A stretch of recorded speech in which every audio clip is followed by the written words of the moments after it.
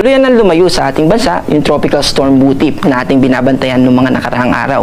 Dahil yung development niya na maging isang bagyo ay hindi nangyari sa loob ng Philippine Area of Responsibility, ay hindi natin siya binigyan ng local name at nananatili na zero o wala pa ring bagyo na pumapasok sa ating bansa ngayong 2025. Itong low pressure area na binabantayan natin ngayon ay sa kasalukuyan na nasa 200 km north ng Itbayat, Batanes. Nakikita natin na yung propagation o yung movement niya o yung pagkilos niya ay papunta sa northwest, papunta sa bansang Taiwan.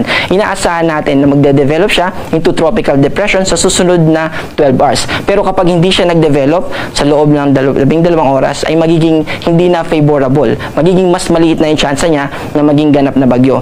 Dahil sa mga conditions, halimbawa yung pagtama niya sa kalupaan ng Taiwan.